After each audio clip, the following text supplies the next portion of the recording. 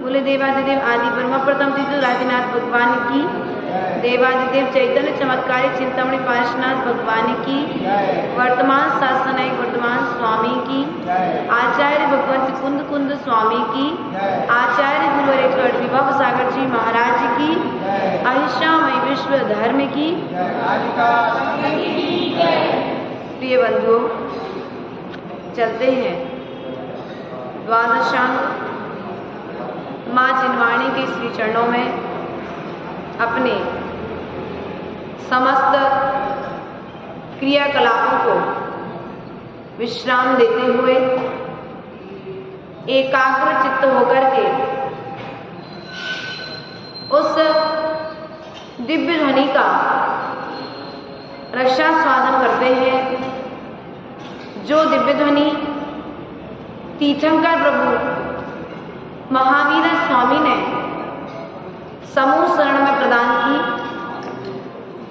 और गौतम वर्धन ने उसे ग्रहण किया। उसके पश्चात धरसेन आचार्य, पुष्पदंत, भूतमली आचार्यों के द्वारा लिपिबद्ध किया गया।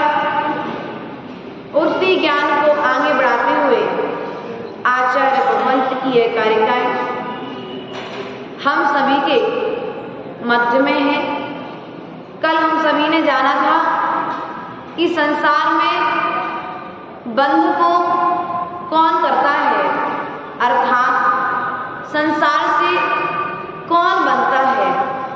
इसी क्रम को आगे बढ़ाते हुए आज आचार्य भगवंत कुंद कुंद स्वामी कहते हैं कि इस जीव के द्वारा चारित्र में दोष लग रहे हैं, इसलिए महाव्रत रूप चारित्र प्रकट नहीं हो रहा है। क्या नहीं हो रहा है? आप महाव्रत चाहते हो ना, तो पहले श्रावक की क्रियाओं में जो आपके द्वारा दोष लग रहे हैं, वे क्रियाएं तुम्हारे लिए कर्म बंध का कारण बन रही हैं। तो आचार्य भगवंत कहते हैं पहले उन क्रियाओं में सुधार करिए। गाड़ी में बैठे ना, बस में, और जब बस में बैठते हो सब कुछ सही हो, डीजल भी पर्याप्त, पेट्रोल भी पर्याप्त मात्रा में डला हुआ हो, बाकी सीटें भी बहुत अच्छी हो, लेकिन पहिए यदि क्लियर ना फंसे हुए हो, चक्का क्लियर ना फंसे हो, ढीले हो, तो क्या होगा?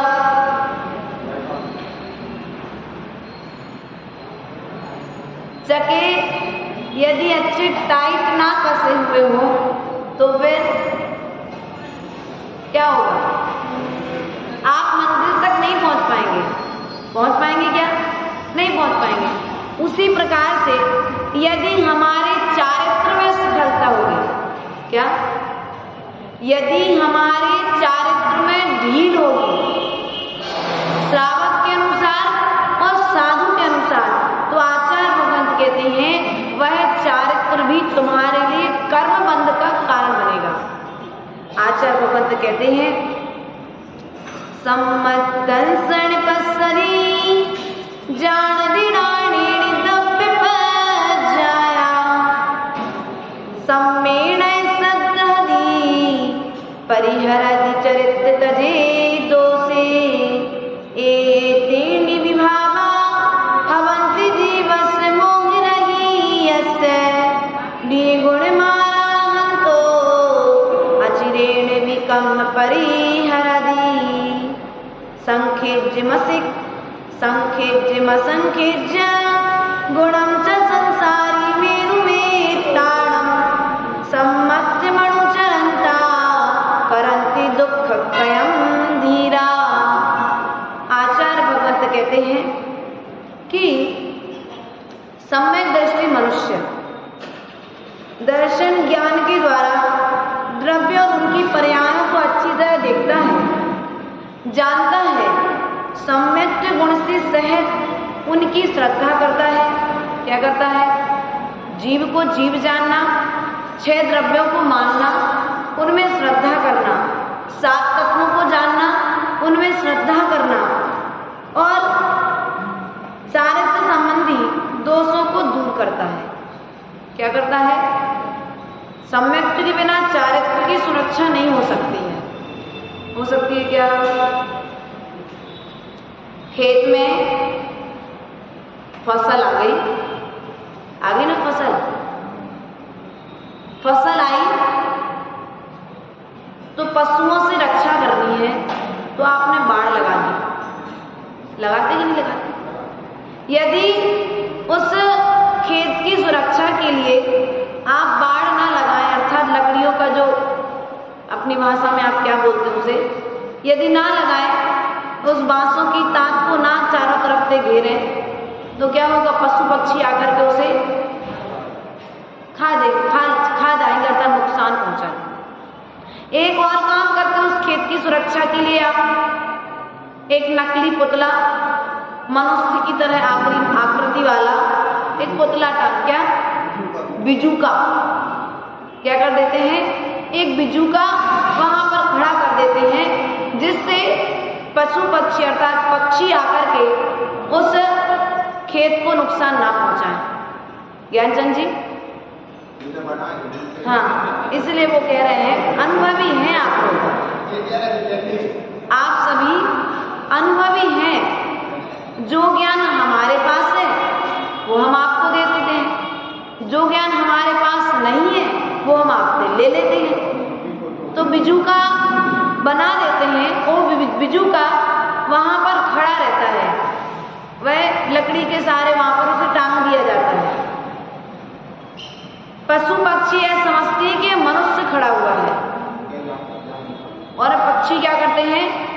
भाग जाते हैं और कहीं कहीं पर तो उसके हाथ में एक लकड़ी भी पकड़ा देते हैं। तो हमें भी विचार करना है, हम अपने चारित्र की रक्षा करना चाहते हैं, तो आचार्य भगवंत कहते हैं कि हमें उस चारित्र की रक्षा करने के लिए अपने श्रद्धान को मजबूत करना पड़ेगा। क्या करना पड़ेगा? श्रद्धान को मजबूत करना पड़ेगा।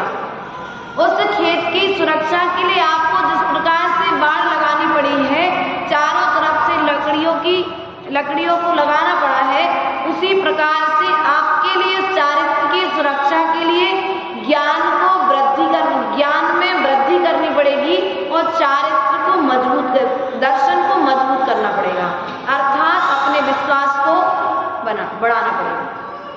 जब तक विश्वास नहीं होगा तब तक चारित्र नहीं टिकेगा। चारित्र आ तो जाएगा, क्या होगा? चारित्र आ तो जाएगा, नियम आपके लेकिन क्या हो जाएगा, श्रद्धान में कमजोरी होगी ना तो नियम टूट जाएगा।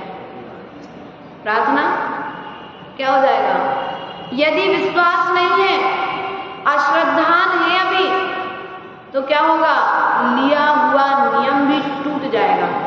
यदि दृढ़ सिद्धांत होगा तो वह चारित्र टूटेगा नहीं, वह नियम टूटेगा नहीं, चारित्र से साधु भ्रष्ट नहीं होगा, अर्थात चारित्र छूटेगा नहीं। परिस्थितियां कितनी भी विपरीत बने, क्या स्थिति परिस्थिति कितनी भी विपरीत बने, लेकिन यदि सम्यक दर्शन है ज्ञान में तो मना स्थिति ठीक रहेगी। क्या रहेगी, अर्थात मानसिक स्थिति नहीं बिगड़ेगी, अर्थात नियम तोड़ने का आपका मन नहीं करेगा, चारित्र छोड़ने का आपका मन नहीं करेगा। आचार्य भगवंत शांति सागर जी की आंखें कमजोर हो गई। क्या हो गई,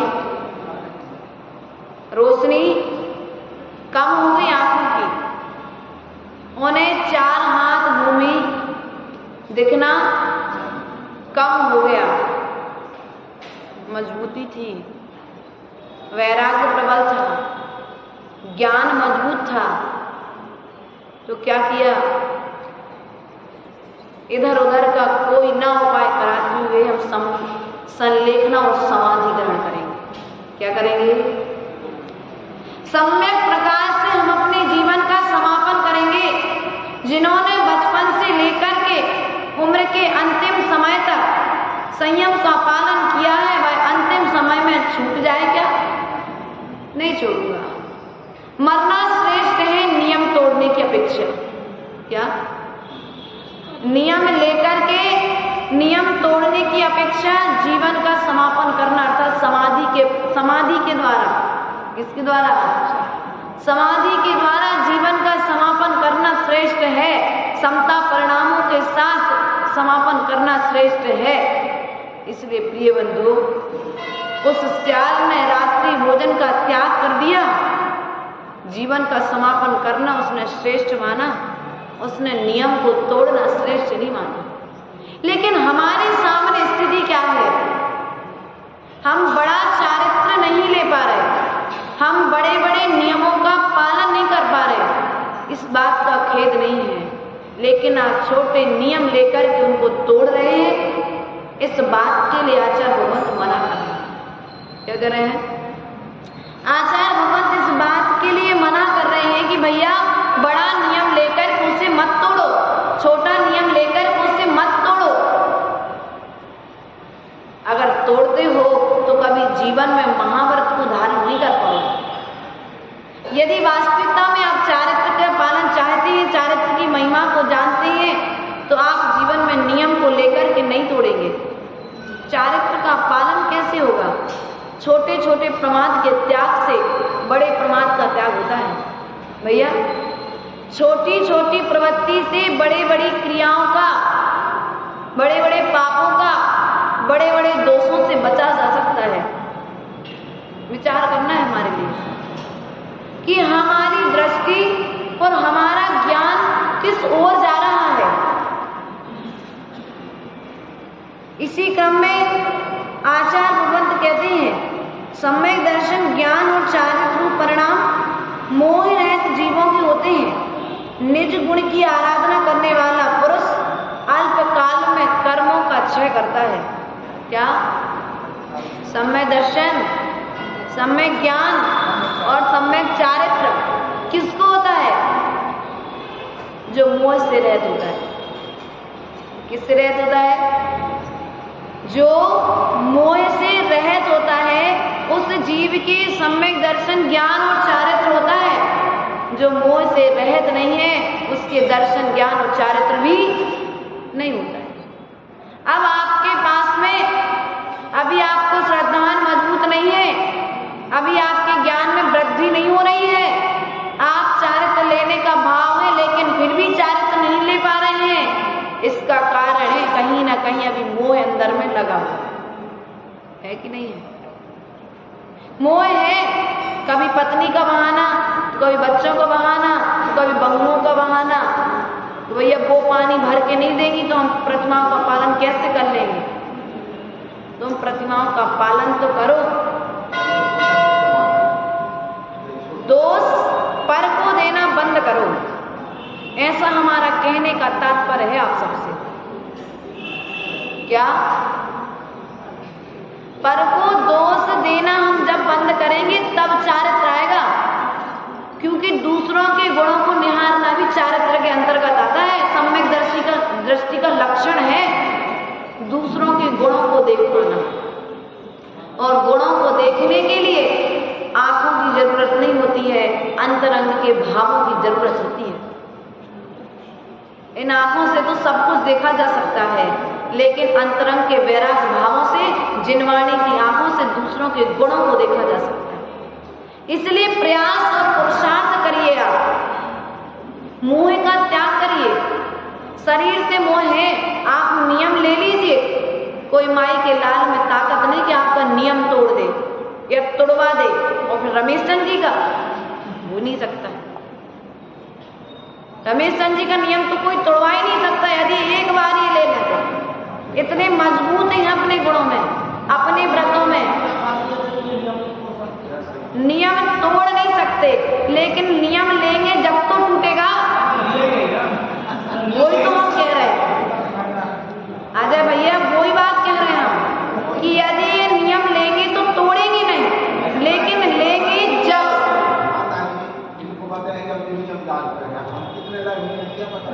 है ना? इसलिए सुनो सुनो सुनो सुनो, थोड़ी हमारी भी सुन लो अजय भैया। इसलिए हमें यदि चारित्र मजबूत करना है, क्या करना है? तो पहले मोह का त्याग करना है। आज जी ग्रस्त जीवन छोड़ करके बैठी हैं, ये भी ग्रस्त जीवन छोड़ करके बैठी हैं, वो भी ग्रस्त जीवन छोड़ करके बैठी हैं। सुनिए आप, ये सब ग्रस्त जीवन छोड़ करके बैठे हैं, आप छोड़ करके नहीं बैठे हैं, शरीर से बैठे हैं। मन तो बहू की रोटियों पे है कि बन गई होगी। विचार करिए, विचार करिए कि ये भी आपके बीच से ही निकले हैं। क्या इनके परिवार ने इनको रोकने का प्रयास नहीं किया होगा?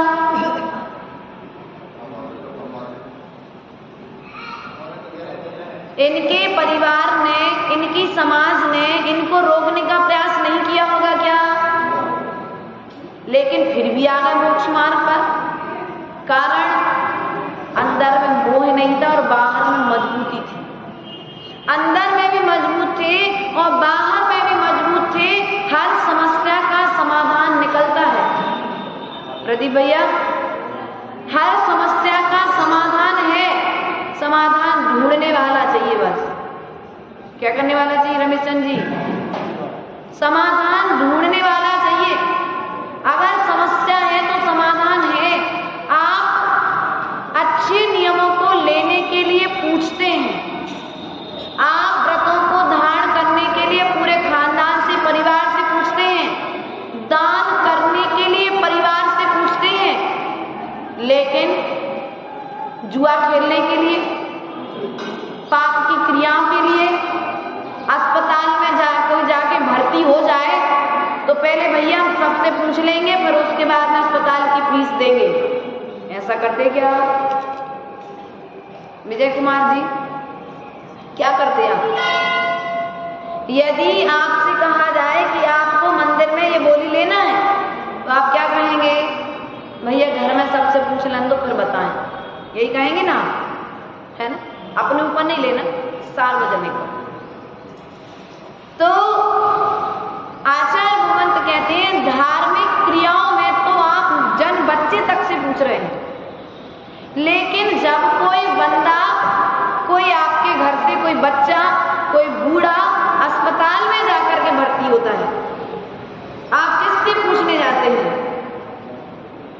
चुकाना आपको यदि उधार में लेकर के आते हो, क्या करते हैं आप? बिना पूछे। वहां ये तो नहीं कहते रमेश चंद जी की पहले हम पूरे परिवार से पूछेंगे फिर फीस भरेंगे, नहीं करते ना वहां पर। कोई बच्चा यदि जुआ खेल ले, संपत्ति को इधर उधर करके नष्ट कर दे। तब आपने पूछा, लेकिन यदि धर्म क्षेत्र में कोई दान करता है, धर्म क्षेत्र में कोई त्याग करता है, साधुओं के चरणों में जाकर के वैयावृत्ति के हेतु कोई दान करता है, तो क्या करते हैं? पूछ के दान करना था, बिना पूछे कैसे दान कर दिया? ये बात याद रखना, पुण्य की कमाई पुण्य में लगती है, पाप की कमाई यदि कहीं ना कहीं बेईमानी से आई है तो वो दान देने के भी भाव नहीं बनते हैं। अच्छे अच्छे लोग बैठे हैं समाज में, अच्छे अच्छे लोग हैं संपत्तिवान, इसलिए विचार करिए, तुम्हारी संपत्ति यदि दर्शन, ज्ञान और चारित्र के स्थानों पर लगेगी तो तुम्हारे अंदर में दर्शन, ज्ञान और चारित्र की वृद्धि होगी, और इनसे विपरीत यदि कहीं लगती है तो वह भी तुम्हारे बुद्धि को भ्रष्ट कर देगी। क्या कर देगी? बुद्धि को भ्रष्ट कर देगी। इसी क्रम को आगे बढ़ाते हुए आचार्य भगवंत कहते हैं कि संख्यात गुणी निर्जरा और असंख्यात गुणी निर्जरा। संदीप भैया, संख्यात गुणी निर्जरा अर्थात जिसकी संख्या की जा सके, गिना जा सके, क्या कर सके? जिसे गिना जा सके वो संख्यात गुणी। असंख्यात गुणी जिसकी संख्या ना की जा सके, असंख्यात गुणी। तो संख्यात गुणी निर्जरा कौन करता है और असंख्यात गुणी कर्म की निर्जरा कौन करता है? तो आचार्य भगवंत यहाँ पर कहते हैं, जो सम्यक दर्शन और ज्ञान का जो पालन कर रहे हैं, ऐसे श्रावक। कौन? ऐसे श्रावक जो अपने 8 मूल गुणों का पालन कर रहे हैं, सम्यक दर्शन के 8 अंगों का पालन कर रहे हैं, 8 प्रकार के मदों से रहित होकर के, 25 प्रकार के मल दोषों से रहित होकर के, जो अपने ज्ञान में स्थिर हैं, अपने श्रावकाचार्य अनुरूप चारित्र में स्थिर हैं, ऐसे श्रावक जो सठ आवश्यक का पालन कर रहे हैं, वे संख्यात गुणी निर्जरा करते हैं। क्या करते हैं? महाराज जी ने बताया था ना अभी उस दिन प्रवचन हुआ था ना, तो हमारे पास प्रश्न आया था, प्रमाण कहाँ है? ये है प्रमाण। जो श्रावक है वह संख्यात गुणी निर्जरा करता है, अर्थात आपके द्वारा जो कर्मों की निर्जरा की गई है उसे गिना जा सकता है, उसकी एक मर्यादा, उसकी एक संख्या बताई जा सकती है। लेकिन चारित्र का धारण करने वाले, इसको चारित्र को धारण करने वाले मुनिराज, चारित्र को धारण करने वाली आरिका माता जी, चारित्र का पालन करने वाले आचार्य परमेष्टि क्या करते हैं? असंख्यात गुणे कर्मों की निर्जरा करते हैं। किससे? किससे? चारित्र के पालन से। कहा था महाराज जी ने उस दिन कि एक श्रावक 1000 मालाएं दे, एक श्रावक चतुर्थ गुण स्थान बढ़ती 1 माला दे, 100 मालाएं, 1000 मालाएं दे, और एक छुल्लिका माता जी अर्थात 2 प्रतिमा, 7 प्रतिमा, 11 प्रतिमाधारी, क्या ये 1 माला दे।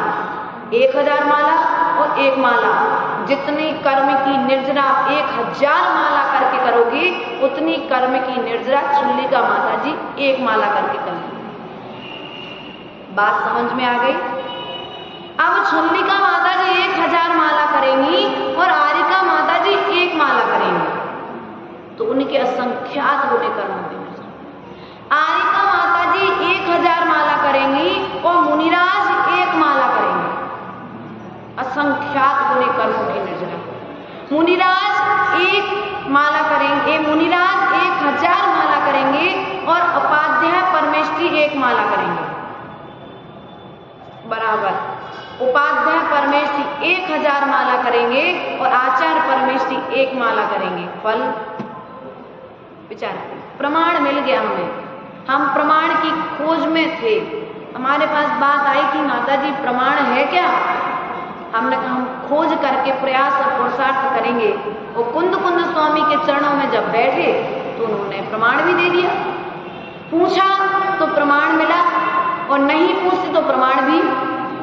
कारिका नंबर 19 के माध्यम से चारित्र पाहुन में संख्यात निर्जरा कौन करता है, इस विषय के लिए बतलाया गया है।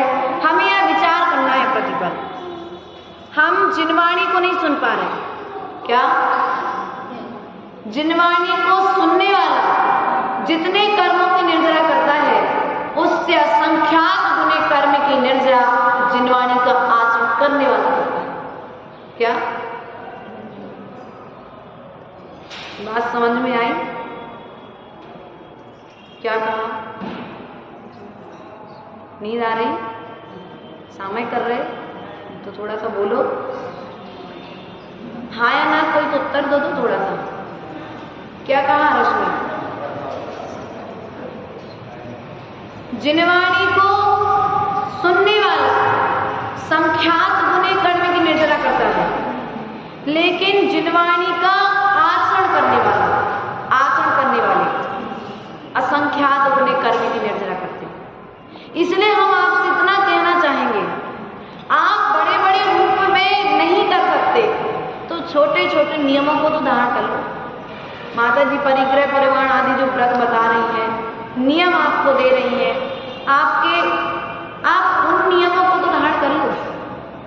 ज्यादा कुछ नहीं होगा, आप छोटे छोटे नियमों को लोग लेंगे यदि और उनको मजबूती से पालेंगे, विश्वास के साथ पालेंगे, तो ज्यादा कुछ नहीं होगा आपके साथ। नरक और निगोद नहीं जाओगे, नरक और निगोद नहीं जाओगे आप। नरक और निगोद की यात्रा आपको नहीं करनी पड़ेगी। यहाँ तक आचार्य भगवंत कहते हैं, यदि आप अपने नियमों को मजबूती से पालन करते हैं तो त्रियंश गति भी आपको प्राप्त नहीं होगी। बची कौन? मनुष्य और देव गति। तो पंचम काल में आप देव गति को प्राप्त होने यदि नियमों का अच्छी तरीके से पालन, पूरी श्रद्धा के साथ पालन करते हैं। कल हमने आपको बताया था, एक व्यक्ति वैद्य जी के पास जाए और मात्र श्रद्धान करे कि दवाई श्रेष्ठ है, लेकिन उस दवाई को ग्रहण ना करे तो रोग का ठीक होना संभव है क्या? रोग ठीक नहीं होगा। उसी प्रकार से आप जिनवाणी पर विश्वास तो कर रहे हैं, आप यह बात तो मान रहे हैं कि जिनवाणी ने जो कहा है वह सत्य कहा है, लेकिन उसका आचरण नहीं कर रहे हैं, अर्थात उस दवाई को ग्रहण नहीं कर रहे हैं। इसलिए 3 काल में आपके लिए जो 3 रोग है, 3 काल से अनादि काल से वे 3 रोग, जन्म मरण और बुढ़ापा। जन्म जरा मृत्यु विनाशनाय, पूजा तो कर रहे, मंत्र तो बोल रहे, लेकिन फिर भी बुढ़ापा आता ही चला जा रहा है। हाँ, बुढ़ापा आ रहा है, चेहरे पे झुर्रियां आती जा रही है, आयु कम होती जा रही है। कारण आचरण नहीं किया, अभी उस दवा को ग्रहण नहीं किया। आप क्रीम लगाने जाते हो, पाउडर लगाने जाते हो कि चेहरा अच्छे दिखने लगेगा। आचार्य क्रीम पाउडर लगाने की जरूरत ही नहीं है आपको। आप ह्रीम का ध्यान करके तो देखो, क्या आप ह्रीम मंत्र का जाप तो करिए, क्रीम लगाने की जरूरत नहीं पड़ेगी आपको। आप आचरण करने का प्रयास और पुरुषार्थ तो करिए। असंख्यात गुने कर्मों की निर्जरा जो करेगा वह निश्चित ही एक दिन संसार से छूट जाएगा।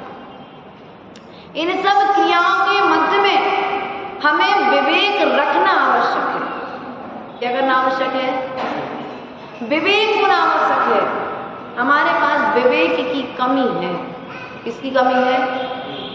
क्रियाएं तो कर रहे हैं, लेकिन क्रियाएं करते हुए भी उन क्रियाओं में विवेक कितना है?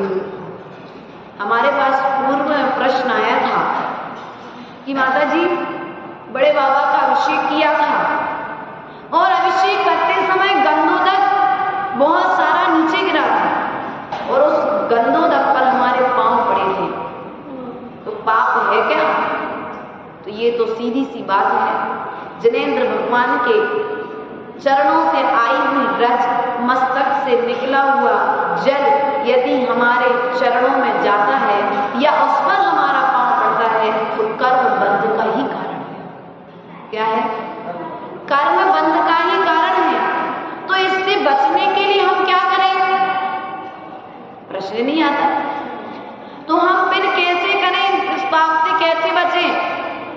तो आचार्य भगवंत ने कहा है कि यदि आप इस पाप से बचना चाहते हो तो जब अभिषेक पूजन आदि करते हैं, अभिषेक या मार्जन आदि करते हैं, उस समय आप मंजन के समय एक बड़ा सा कपड़ा, छन्ना, लट्ठे वाला या धोती दुपट्टे वाला नया हो, उसको आप जमीन पर डाल दें। अब आपको इतना तो पता रहेगा कि इसमें गंद होता है तो आपका पैर उस कपड़े पर नहीं पड़ेगा, है ना, तो हम बच सकते हैं। उसके पश्चात में एक बात और आई थी हमारे पास कि माता जी भगवान जी के बार बार मार्जन होता है आपके यहाँ पर। सुबह से जो 5 बजे से चालू होता है 8 बजे तक मार्जन ही चलता रहता है। क्या अकलंक निकलंक स्वामी ने भगवान तीर्थंकर प्रभु की प्रतिमा जब उनसे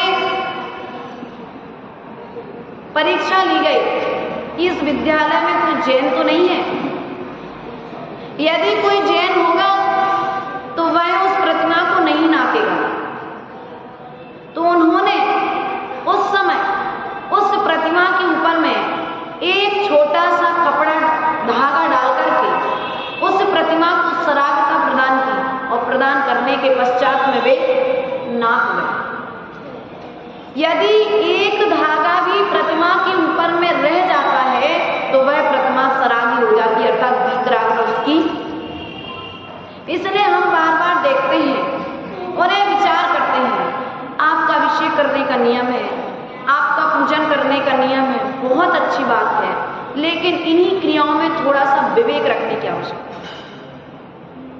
बार बार जो आ रहा है, कपड़ा उठा रहा है, भगवान को पूछ रहा है, कितनी बार कपड़ा लगा दो भगवान को?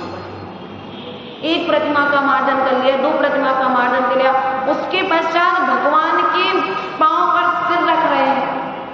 धर्मचंद जी, देखने में आता है, आप तो प्रातःकालीन बेला में मंदिर में रहते हैं, हम तो बहुत कम ही देख पाते, अभिषेक के समय आते तभी देखने मिल जाते हैं दृश्य हमको। तो आप क्या कर रहे हैं? तेल पसीना लगा है आपके मस्तक पर और आपने अपना मस्तक भगवान के श्री चरणों में कर्म बंद किया कि कर्म निर्जरा की? कर्म बंद किया कि कर्म निर्जरा की?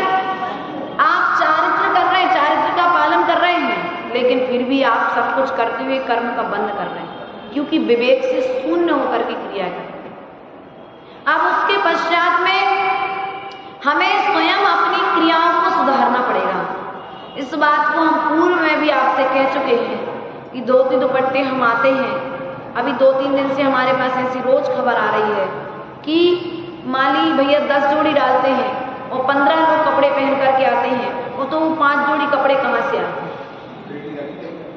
पेटी रखी है, पेटी में कपड़े कैसे रखे? बिना सोले के। अब बिना सोले के कपड़े पहन करके, रमेश चंद जी, बिना सोले के कपड़े पहन करके आप आ गए, आपने कर्म निर्जरा की कि कर्म बंद किया? कर्म बंद किया। इसलिए प्रयास और पुरुषार्थ करिए कि छोटे छोटे प्रमाद हमें कहीं कर्म बंद ना करा दे। इनसे बचने के लिए अपने विवेक को जागृत करिए। उसके पश्चात में आप शांति धारा करते हैं रोज? करते ना शांति धारा? कलश तो सुखा देते हैं, लेकिन कलश की जो नली है, कमंडल हमारा देखा आप लोगों ने, प्राय करके उसमें कपड़ा डाल करके पोंछते हैं जिससे नली में गीली ना रह जाए।